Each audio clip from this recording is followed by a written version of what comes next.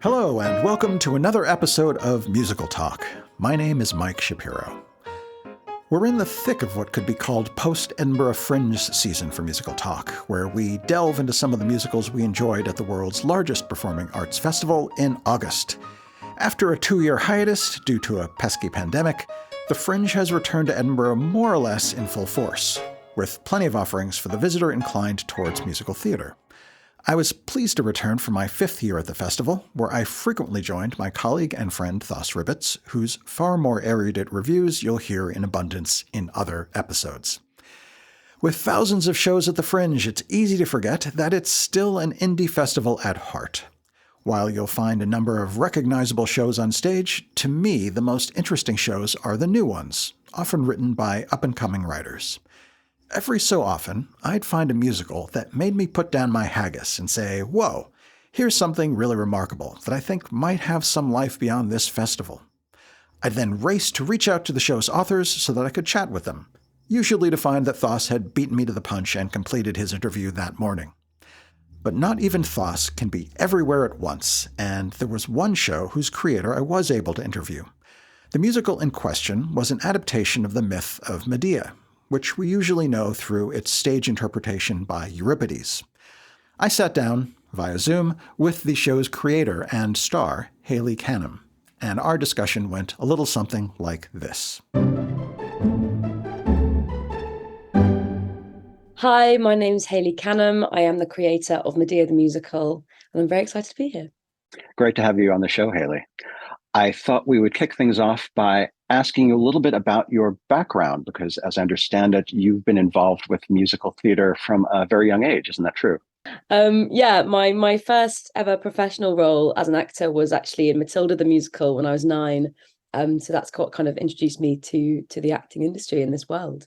And you were with the original RSC production, if I remember. Yes, correct. Yeah, I was in London. I was 2012, 2013. And it was such a fantastic experience. And I guess it just sort of kickstarted my love of musical theatre in particular, but also theatre more generally. I imagine it just must have been an imprinting experience as far as musical theatre traditions go. And from that point on, I assume you studied theatre or musical theatre or music at university or something along those lines? No, sorry to disappoint. Not really. I think, during my kind of time in education, I'm nearing my final year of university now. I kind of thought I'd actually sort of stray away from drama as much as possible, just because I want to explore like my other interests and stuff. So I studied drama for my GCSEs when I was 16. But otherwise, I've come to university to study classics, which is Latin and Greek, much more Medea inspired, I suppose. And then that's just another one of my passions, really, classics. What a perfect segue to the discussion of your current project. If you're a classics scholar, the question of what inspired the adaptation idea seems to answer itself very easily.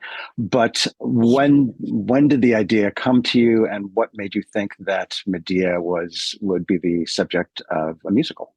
Good question. So it's basically always been on my bucket list to write a musical from when I was very young, and I've been writing songs since I was like 11. Not good songs, but I've been a songwriter for a long time, and I've been kind of gigging and performing with BBC Introducing and stuff. So I always had that in my toolkit, and therefore I always wanted to use that to write a musical. And I think that when I was sort of 14, I tried writing this sort of strange High School Musical, but sort of a distorted version. It didn't go anywhere. I still have some songs in a demo somewhere which may come to light one day, but that was a quickly kind of a shelved project. And then when I finished my GCSEs, and when you finish your GCSEs, you have like months of just nothing to do and nothing to like prepare for, and stuff.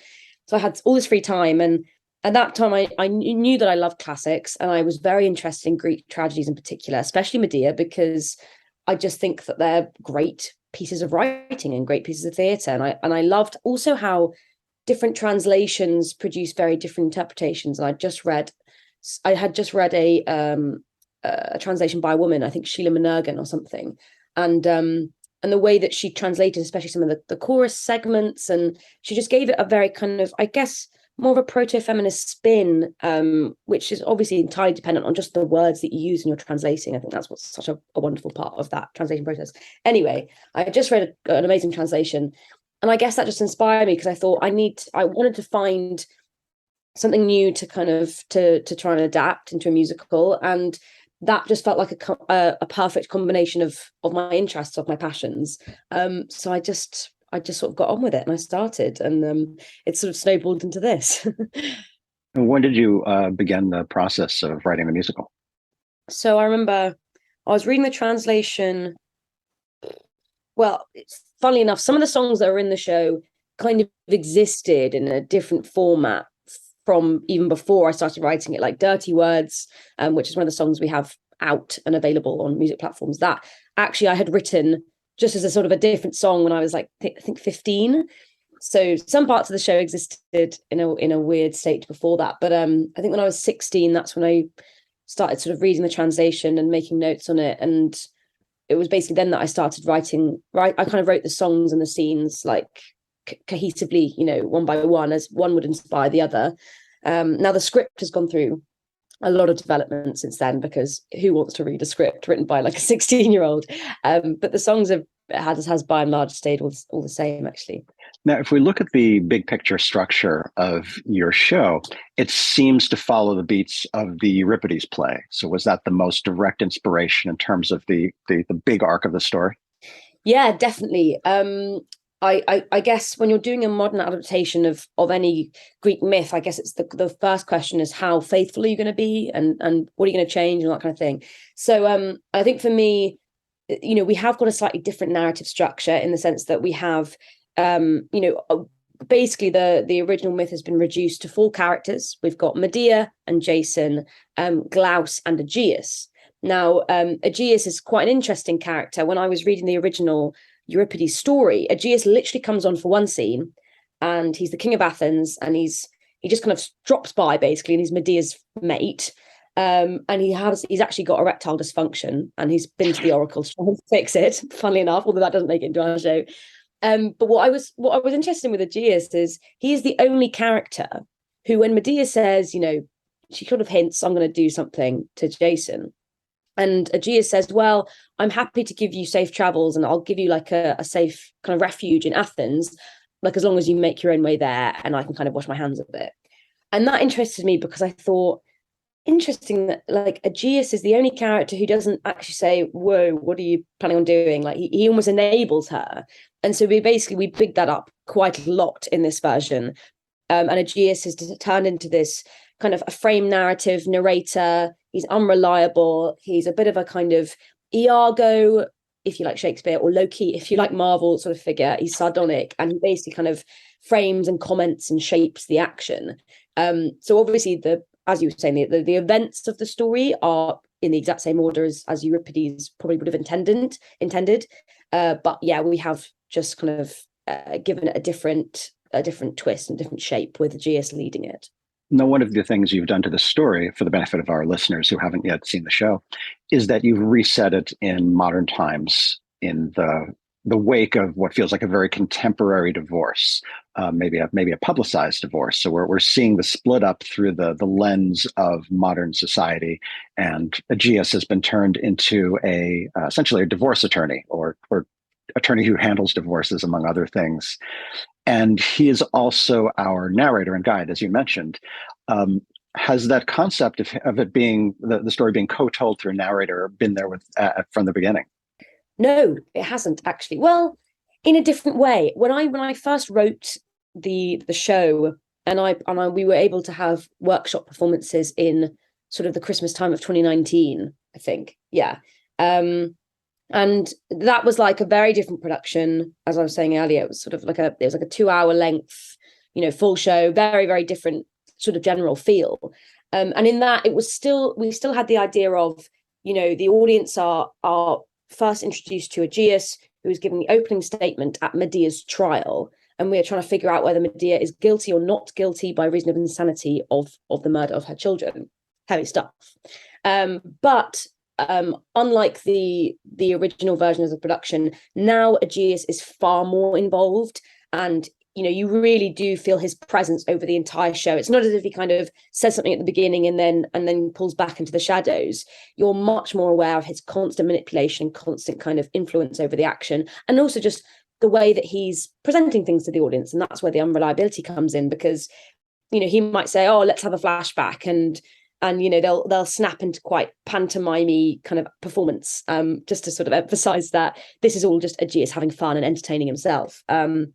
And then so it's been a kind of an idea at the back of my mind from the beginning, but I think over the years I've fleshed it out a bit more, and I've kind of I've cemented it a bit more into the production.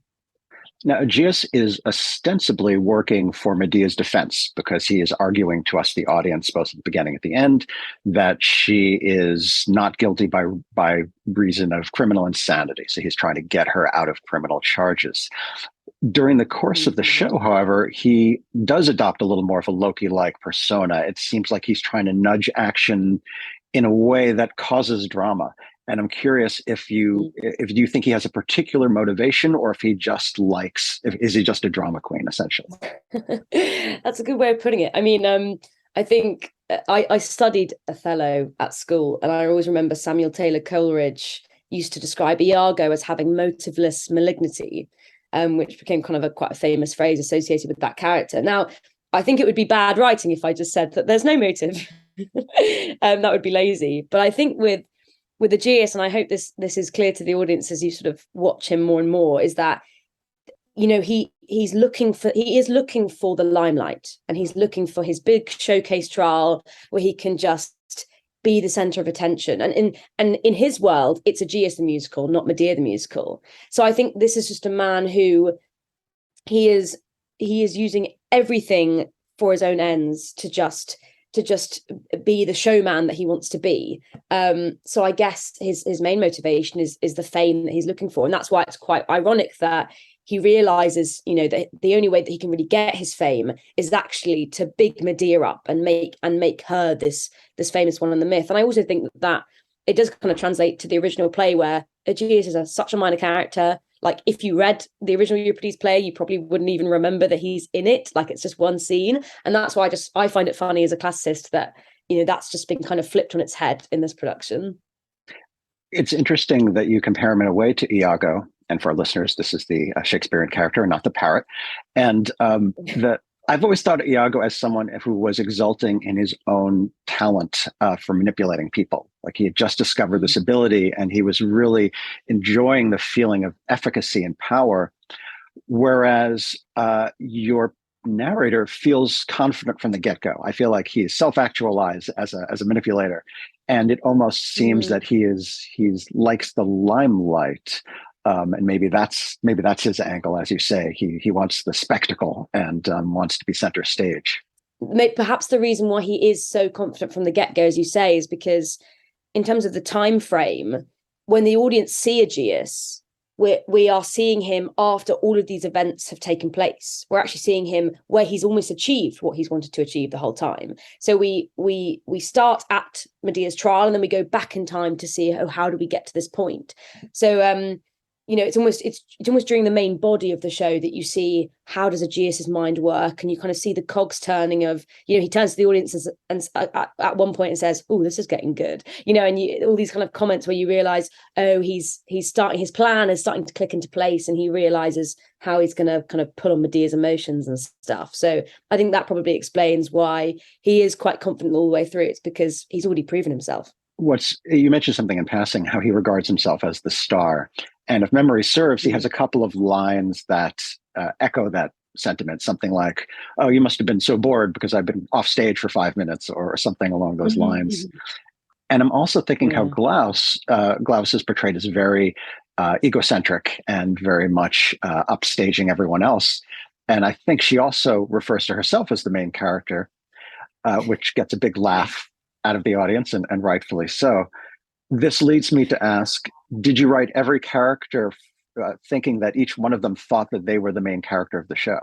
Well, yeah, that's an interesting question. I don't think that was something that I necessarily was striving for, but I think, I wanted to create a show where you have, I think flawed is an understatement, but I like having characters who you like certain bits of them and you hate other bits of them, and they are complex and they've got their good sides and their bad sides, and I'd like to think that all the characters in the show have their kind of their endearing qualities and their irritating qualities. But I also think that I think in life, everyone likes to think that they are the main character and that they are the star of the show. Now, a few of the things that you mentioned there are we have a lot of opportunities for ad libs in this show, and our actors are absolutely fantastic, and they definitely do play up to the audience. And I do think that, I think just for all of the conflicts and the kind of tensions in this show of everyone trying to get to the forefront, whether it's Aegeus or Glaus.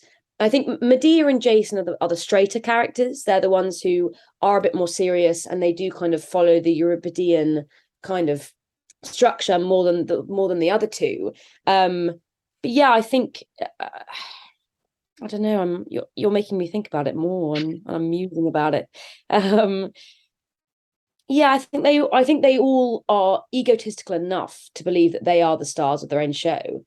Although I'd like to say that Medea and Jason, they're not trying to be the stars. They are just all selfish. They're just, they think about themselves the whole time. And that's why Jason, leaves Medea for a new woman, because he's thinking about himself. And that's why Medea wants to avenge her reputation, and she feels humiliated because she's thinking about herself. I think that's actually probably a key quality of all of these characters, is that they are just selfish people. And that's why I guess they're so entertaining to watch.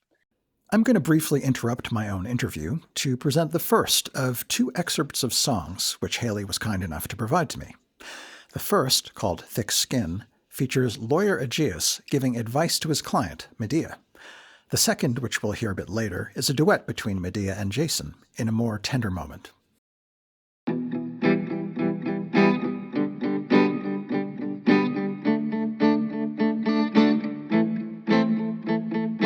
I don't know what you were expecting, that you can stroll through this world without a bruise.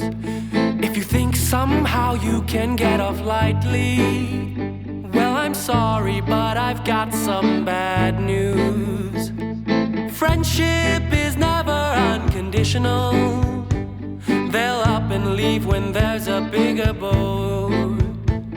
It's human nature to be self-obsessed, so only you can keep yourself afloat. There's always monsters, there's always pain. If you can't handle it, you've only got yourself to blame. Get some thick skin on your bones, thick skin on your bones. A band-aid won't protect you from the sticks and stones. Get some thick skin on your bones or get hurt instead. 'Cause you can't trust anyone with a gun to your head. You're not helping, Aegeus. It's called tough love, Medea. You're being naive. You're being cynical. There are people I would trust with my life. You can trust them as far as you can throw them. They'll always let you down eventually. It's sweet. I guess you must believe you really know them. They're just strangers to you, but you can count on me. There's always monsters, there's always lies. I'll help you sift through and find the truth, but you've got to realize, get some thick skin on your bones, thick skin on your bones. A band-aid won't protect you from the sticks and stones. Get some thick skin on your bones or get hurt instead. 'Cause you can't trust anyone with a gun to your head. One thing that struck me about your interpretation, and I think this is at the heart of its strength, is that instead of portraying Medea as just raw primal rage and vengeance with nothing else going, which I think is a tradition that dates back to Euripides and perhaps before then, you spend a lot of energy in song and in dialogue portraying her as very vulnerable and needy and desperate for validation of some kind. And this manifests throughout the show. And I think this is, to me, what made the music so compelling. because we can only listen to so many songs of vengeance, right? After a while, we get it. All right, you're angry. That's fine. Please, no more. But you give her so much nuance and make her so sympathetic that I think it really sustains the show as a musical. Was this sort of always the intent, or was this angle something you discovered through the development process? Yeah, I think from the get-go, that was something that I did care deeply about. And Euripides' Medea is an interesting play because some critics call it proto-feminist, and there's a lot in the original. If you translate it in this way, there's a lot of comments about men being the masters of women's bodies, and there's a lot of kind of proto-feminist sort of stuff in there.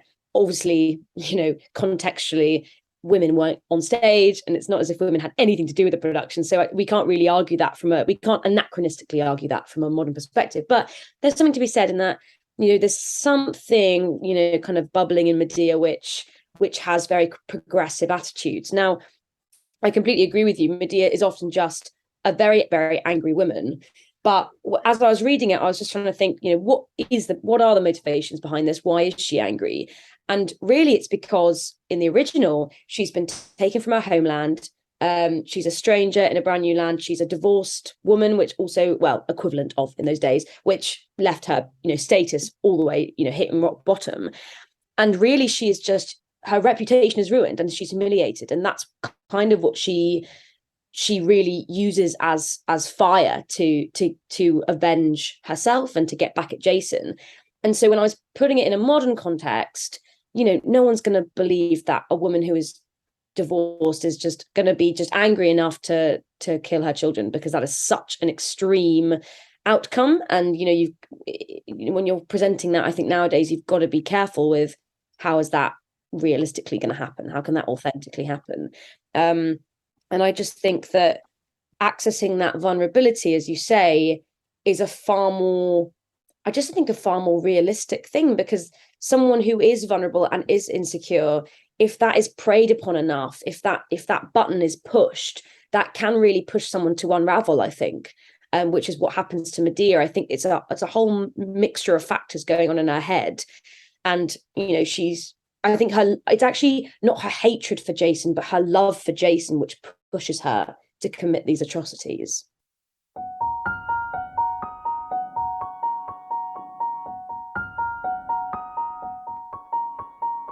Sometimes things don't turn out the way they're supposed to, but you carry on. Sometimes the bitter truth has been lying in front of you all along. I'm sorry, I'll go. Sorry for showing up. Stupid of me to think there's hope enough to save us. But how can you hope when there's doubt? I don't want you to leave me alone with my thoughts aloud, but maybe it's best if I let myself out. I can't warn you, 'cause there's way too much pain to sort out, but we'll hope for the best, or we'll let this fade out. We're on our way sometimes. This touches upon a discussion of the mechanics of her motivation. What are the moments that trigger her or push her down this very dark path? And as you say, in Euripides' version, she's already kind of a temporarily friendly evil sorceress who's killed her brother, I think, and done some stuff that there's a really, in the original play, there's a kind of karmic rebound, because Jason was happily taking the advantage of this ruthless person who just happened to be on his side. And then all of a sudden he pushes her away, and now he pays the price for pissing off somebody who's so powerful and really bloodthirsty. But obviously you are not portraying her that way. So the question is, well, what can nudge her down this path? At first I thought, well, the logic's pretty simple. There's kind of a discussion I'll be vague about who the discussion is with, but there's a discussion with another character who says essentially what men really care about is immortality through their legacy. And it's an easy jump to say, okay, if I really want to get back at Jason, let's cut off the bloodline.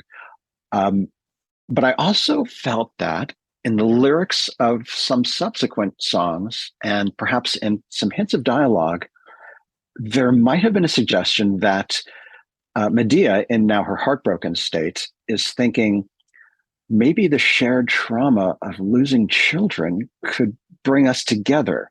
In your mind, when thinking through Medea's motivation, is part or all of her motivation the thought that the trauma of losing children might represent a last-ditch attempt to get back together with Jason? No, you're completely correct. I think the reason why that last-ditch attempt, as you say, is so important is I think, we show Medea as a woman, we depict her as a woman spiraling out of control. And clearly, especially after Glaus's death, you do start to see, okay, she's a shell of her former self. And, she's definitely kind of, spiraling out of control. And so when that last discussion that you mentioned, which basically is the kind of the trigger to push her over the edge, I think that's when all logic in her mind goes out the window. And in that final scene, where she is potentially hoping that, yes, the trauma of everything that's happened, maybe she can be forgiven, and maybe actually, because I think in her mind, she obviously thinks, oh, eye for an eye, tooth for a tooth, we're even now, right? And now actually we need each other, and we do love each other very much. And then obviously there's the big rejection. I think it is just a testament to she has lost it. And also a testament to her selfishness, because that is something where because she's only ever thinking about herself, and also it's a selfishness mixed with an obsession with Jason, which is clearly something that drives her a lot throughout the show. And I think that kind of feverishness builds to a climax when she genuinely believes that everything can go back to normal, and we can get married again, and we can live our lives happily. And it's sort of obviously not. But no, you're not reading into anything. That's definitely something that I was interested in exploring. I think again that this is what makes the musical so successful, because musical, unlike a straight play, has certain obligations to the emotional relatability of the characters. And whereas in a straight play, you can have kind of a cold-hearted killer, and the audience can be fascinated just by the twisted logic of their mind. In a musical, we really need to feel what that character feels. And by emphasizing her vulnerability, you keep that bond going, even though we follow her through some very dark emotional passages. And I think that's really what is at the heart of the show, the fact that we see and feel where she is coming from, even though we don't presumably approve of her problem solving. Another interesting point is, I'll be a little bit vague so that people who have seen the show can nod knowingly and understand what I'm referring to. And those who haven't will still have some joys of discovery ahead. But Glaus, the woman for whom Jason has forsaken Medea, is an interesting sort of a frenemy, both in the sense of being, in the beginning of the show, she sort of socially goes through the motions of communicating with Medea while obviously conversationally sticking in the knives. But after the change in their relationship, she becomes a little bit of a advisor in an unconventional way. Do you feel like that's an accurate assessment, that she kind of, Medea turns to her for solace in a way, which to me was very surprising? Do you think that's a good characterization? Yeah, I think advise is an interesting way of putting it, because I suppose this isn't a spoiler alert, because the myth has been around for 2,500 years. But Glaus, who is Jason's new wife, is basically Medea's first victim. And when that happens in the show, we do have a moment which is often quite amusing, and Dixie McDevitt, our Glaus, does a fantastic job of just making stuff up on the spot. It's always a joy every night to see what she does. But anyway, so when she dies, she breaks the fourth wall, and she's kind of almost let loose from this sort of imprisoned structure of the real story, of the real play. And I think what's important is that that, that event, even though Medea and Glaus are butting heads for the whole first half of that show, quite in a quite savage way as well, they're very harsh to each other. As soon as Glaus dies, that is obviously the first time that Medea actually starts to backtrack and realize her actions, and that's when the guilt kicks in, and I think that there is a version of Glaus that remains with Medea in her head, who kind of contributes to this sort of to the voices that are encouraging her to commit these horrible acts. And Glaus is therefore kind of a warped, almost Medea's warped version of Glaus is the one who remains as the advisor. Because I think also Medea, in order for that kind of final push, that final motivation to really come clear, interestingly, it's actually the female relationship which forces her to go against the men. And for the whole time, this show, I think, probably wouldn't pass the Bechdel test, but kind of on purpose. It's that thing of, throughout history, women are pitted against each other, and women are supposed to be bitchy to each other, and we're basically supposed to be at each other's throats. And that's why I think it's interesting that the one thing that does, the one thing that unites Glaus and Medea against Jason is the fact that you kind of got this patriarchal show which is run by Aegeus, run by a man who's sort of taking the piss out of the women in it, and finally it's quite a harking back to that proto-feminist aspect that you can find in the original play. It's just like, how can we actually get back at these men who have caused us so much strife? And that's why I think it's a poignant moment in the show when those two do finally unite. Let's talk a little bit about the score. Now, you mentioned that some of the songs were inherited from your teenage songwriting years. Were there any tunes that were written particularly for the show and its Edinburgh Fringe incarnation?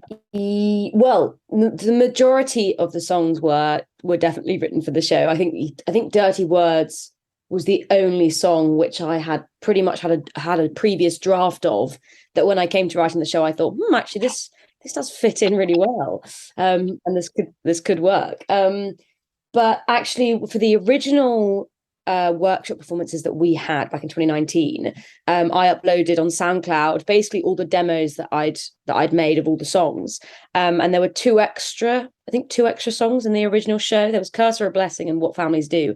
Now, when it came to coming to Fringe and the script was completely rewritten, it's now a cast of 4, not a cast of 12. We had originally like a 6-person chorus to act, to really reflect the original. So that was all gone, which was daunting.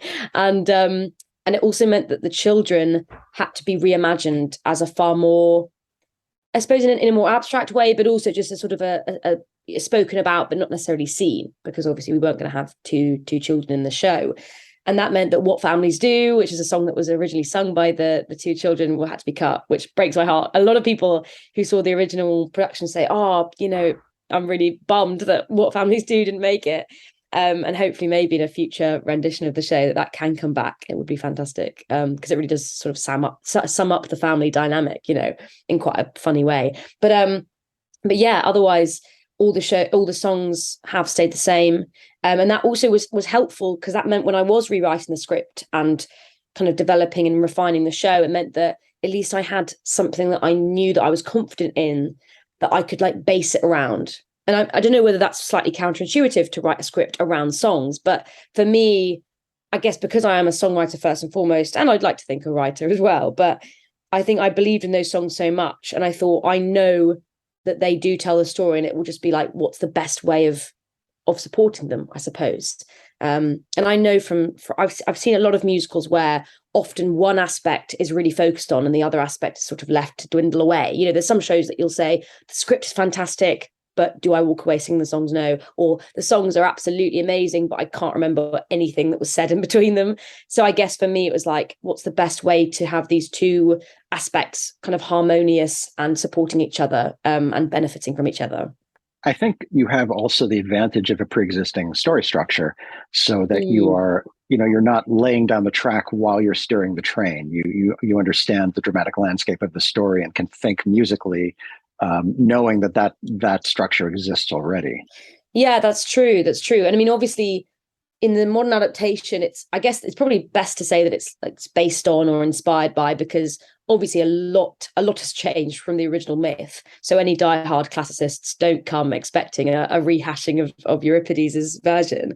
And so I guess it's almost, in a sense, that's sort of daunting when you've got original source material that presents something in a very certain way. And already off the bat, I've changed characters, and their role within the story. And then obviously to allow it to work in modern day, I've had to change aspects of like the narrative because they wouldn't really make sense to a modern audience. And I guess, as you say, like it's nice to have that kind of safety net of a pre-existing structure and story, but actually interpretation and doing it justice is quite a scary thing. But I'm just so glad that we've had such wonderful audience reviews up at Fringe and people are really responding well to it. Is there a way you would describe the score as a whole, even though there's quite a bit of stylistic variety between songs? But if you had to put an umbrella over the entire score artistically, how would you describe it? That is impossible. Well, okay. I'm trying to think. One umbrella term. I mean, often what I go for... Wait, okay, so the tagline for the show is a rock concert in a courtroom. Now, that does not mean that all the genre is rock consistently, because it's not. In fact, there's very few. It's sort of, there's a mixture of, I think if I was to go through all the genres in the show, it would probably be pop, folk, there's some jazzy numbers, there's some kind of classic musical theatre sort of duets, rockier anthems. Basically, it's eclectic and it's all over the place. All over the place might be a good way of describing it. But for me as a songwriter, when I was embarking on writing a musical, I hate writing. When I write songs, I write it in all sorts of genres because I like challenging myself and I like stretching myself. And as a music listener, I listen to all kinds of stuff. Like my music library on Spotify is the strangest place on earth because it has so many different sort of things in there. And I guess therefore, as a music listener and as a music writer, I wanted to experiment. I wanted to have loads of different things in there because I also think different genres suit either different characters. Aegeus's songs tend to be kind of, a lot more showy. They're almost bigger band feeling. He also has some jazzier numbers because you can also, I almost imagine him like stretching out over a piano while he's singing them. They have to have a bit of oomph to them and arrogance, versus a lot of Medea's songs can be more demure occasionally, and they have a slightly more kind of sensitive side because that's what we're trying to portray. So I do think genre has a huge part in that. So yeah, that's why it is so eclectic. One, for my own personal enjoyment, because I'm selfish and I want to write stuff that I'm interested in and that I want to listen to, but also because I do think it serves the characters better. And also, modern musicals nowadays do flip between loads of different genres. All the shows that I love do that. So I guess it just made sense for me to write a show that drew from so many different musical influences.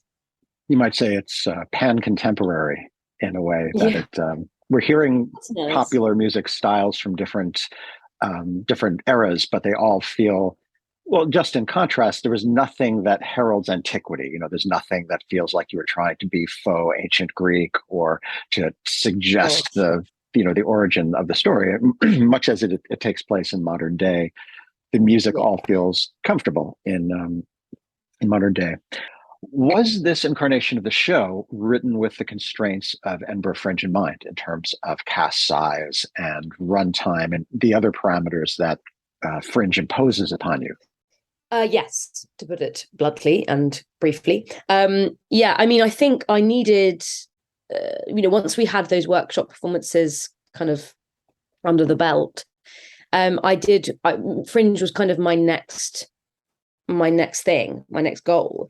And we were very fortunate enough to have Jeremy James Taylor, who's the founder of the National Youth Music Theatre. He came to see our workshop performances, and he did actually, his feedback was very helpful. And he did say that it would benefit from being an intimate space and having that kind of closeness with the audience, which is something that very much stuck with me. And so when it did come to, obviously for Fringe, you can never be over like an hour and a half. You should really be focusing around an hour. And obviously the stage spaces are so much smaller. And I think So yes, the answer is yes. I did adapt it for a Fringe setting, but I also think it was a really helpful exercise to improve the show, to reimagine the show, to fix that script and some of the problems that we had with the initial version of the show, and to really see how to give it new life as well. Because I think now that I've done this exercise, if I did need to elongate it, let's say for another run, if someone did want a longer version of it, it would definitely be, much more rooted in the kind of identity that it's found now that it's been at Fringe. I think Fringe has just pushed Medea into kind of just a new stratosphere in terms of like what's its brand, what's its identity, what's it trying to say. So I'm very, very grateful for this opportunity just to be able to really think deep about what Medea the musical really is. From what I could tell of your social media, it looks like you've had a very warm response, both from audiences and local press. Are there any particular reviews that were especially meaningful or that you were particularly happy to have received? Yeah, I mean, just the audience reviews in general. I guess this is, first time for me taking up my own project to the Fringe. I've been here as a punter before, and love the vibes. But first time taking up a project, and obviously that's terrifying. It's daunting. You have no idea how people are going to respond. And we were fortunate enough to have a preview run in Cambridge. We had 4 shows back in March, just to trial and error some things, and the script had changed in certain ways from that point. And audiences reacted well in Cambridge, but didn't expect the warm reception we'd receive here. I think some of the audience reviews, I mean, one of them called it an absolute stonker, which was a wonderful piece. And somebody else said someone said, hopefully nicely, that I was Lin-Manuel Mirandering it. But they said that the cast and the show was disgustingly talented. So some of the people get very poetic, but which I love, absolutely love. But I just think seeing the amount, also, the amount of people who have come multiple nights, who say, this is their favorite thing at Fringe. Yes, thank you. Exactly, you. But yeah, people who say it's their must see at Fringe, the favorite thing they've seen. I mean, someone on our Fringe website commented that, it topped Ian McKellen's Hamlet that's running at the moment for them. And I was sort of just like, the idea that sort of this little show has become so integral to people's Fringe experiences is really just like heartwarming and so wonderful to hear. And I'm so glad that we're giving people a great night out, because we're on at 7:20. You don't want people to leave and then for the rest of the evening be like, oh, that was a bit, I've wasted my night. You know what I mean? Fringe time is precious, and there's so many things to see. So the fact that people are even just coming to see us and enjoying it means the world. Absolutely means the world. You mentioned warm reaction to the cast, and I will agree that the cast were so well suited for their parts, yourself included, that it's almost difficult to imagine the show with another cast, which I know is actually a kind of a problem-causing kind of compliment, but I really mean it in the sense of really being impressed by how the nuances of performance were so well conveyed. There was a moment, I won't spoil the joke, but your narrator makes a kind of punny joke about halfway through, and it would almost fly by, except for he pauses and kind of gives the audience a smirk, and that's when all the laughter just propagates to the room. And I thought he did that so well. It takes advantage of the intimate space, as you say, because you're so close to the cast, you can really perceive those little details of interpretation. What were the cast people you've worked with before? Did you recruit them specifically for this production? Yeah, so we were supposed to, Medea was supposed to go up to Fringe last year, but COVID cancelled. So Gabriel Jones and Dixie McDevitt, who played Jason and Glaus respectively, they were originally attached to the show from that point. So they've been a part of this project for quite a long time. We originally had a different Aegeus back in March when we did that run, who unfortunately couldn't stay with us. And so Xander Pang, who now plays Aegeus, was kind of a last minute step in, and such a wonderful last minute step in to have, because he really has taken the show in his stride. And just, I think the way that, it's not as if the show was necessarily written for these people, but the casting process was so wonderful. When we received these self-tapes, in the midst of COVID, we did have to do self-tapes and not in-person auditions, but of course. Just like having people just who I think people who have the confidence to just take a character and really make it their own and mold it. And I think especially with Aegeus, who is the kind of the bedrock of the show, often like the main as you say, the main kind of propagator of laughs. Like, he's supposed to be funny. It's been really fascinating over the years to see how different actors have made it funny, because, you know, everyone has a different sense of comic timing, of sense of humor, and, you know, these lines are kind of written to be very much, I'm very much inspired by the classic British deadpan humor of the sketch shows that I watched in my youth. So that's what Aegeus almost is kind of revolved around that. And I think Xander does such a wonderful job with that, but also makes it his own. And I just think, you know, a show is good if it can have it. Well, a show can have a long life if every time it does get a new cast, it just kind of reinvigorates it, reignites it. And I'm just so thankful that we found a group of people who really just embody it, but also make it their own. And yeah, I'm really pleased with that. You said earlier that you approached the production not knowing what kind of response you'd have, and clearly you have a hit. So do you have any plans for what you might do with the show next? Gosh, well, that's very kind of you to say. Obviously, this is my baby. I would love to see it continue. A lot of our cast, unfortunately, will be off in different places, so the kind of the OG band may have to disband a little bit. We've got you know, just moving to different countries and everything. It's quite a crazy change, but yeah, I would love Medea the musical just to be picked up by somebody, for people to come and see it who want to be attached to the show and want to see it taken further. I'm in discussion with some producers at the moment who are interested perhaps in being attached to the project. I just think in general, you know, it's so great to give it an outing and to see what, you know, to see the audience. If audiences want it, I really hope that we're able to give it to them later on, for maybe perhaps a longer run. Definitely I'm interested in looking at like Vault Festival in London, Camden Fringe in London, like having a more central venue to kind of the West End and London theatre, because obviously that is, as someone who's from down south, not from Scotland, that to me is where it's all happening. So it'd be great if we could try and get a London run, but also just, you know, it's been a project of mine for a long time, and it would just be so nice to have people join who with a fresh pair of eyes and a fresh perspective, who love the project and they're enthusiastic about it and they want to commit to it. I just think that would be a perfect result from Fringe. Now, this is a bit of an unfair question to ask somebody who's just finishing up their degree in university, but do you see yourself moving back to theater, back to the world that you first experienced when you were much younger, as opposed to the academic route, being a classics professor? Oh, and no, I couldn't possibly be a classics professor. I don't think I'm good enough to be a classics professor, even if I wanted to. But no, my plan after university is definitely to get back into that world. And, you know, Matilda was such a lovely introduction as a kid, as a 9-year-old. And I've been fortunate enough, amidst the chaos of full-time education, which, you know, I've been committed to completing and not, you know, kind of skiving off. I've had some wonderful experiences. You know, I did a show at the National Theatre, working with people like Tom Stoppard, Nicholas Heitner. You know, I did a TV show with Sam Mendes, Otto Bathurst. You know, I've been fortunate enough throughout my kind of life so far to have worked with some absolutely fantastic theatre makers and sort of screen TV makers.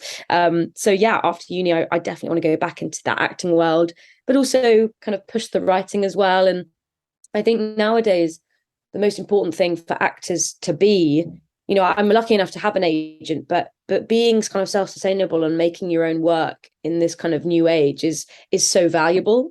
So I definitely want to keep writing, maybe even dipping into directing. I'm just obsessed with this industry in general. So as many kind of pies that I can have my fingers in would be amazing. Now, by the time this episode comes out, your EdFringe run will be over. And in possibly 2022 will be over. We never quite know when these things come out. But for our listeners who would like to learn more about the show, to follow you on social media, where can they go to keep abreast of the developments of the project, as well as to follow you directly? Of course. So we are at Medea the Musical on all social media, Twitter, Facebook, Instagram. So for updates, definitely follow us there. You can find me on Instagram at Hayley Canham, Hayley Canham. But I'm also on Twitter as well, and Facebook. Actually, don't friend me. Don't friend me on Facebook, please. But yeah, Instagram is probably my main form of communication. But yeah, definitely follow the show and keep up to date with our plans and our development, as you say. Hayley, thanks so much for being on the show and taking the time to chat in the midst of your run. I don't mind saying, well, on the record, that this was one of my favorite shows this year, and I just really loved it. So I wish you every possible success with the project and whatever you're doing next. Thank you so much. Thanks for having me.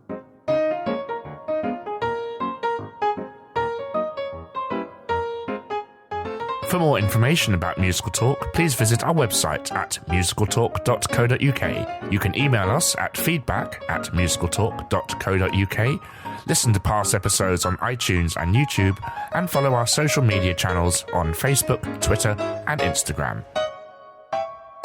My first ever professional role as an actor was Medea. Not Medea. Gosh, Freudian slip. I might start Spoiler. that again. Yeah. I played the child who was murdered.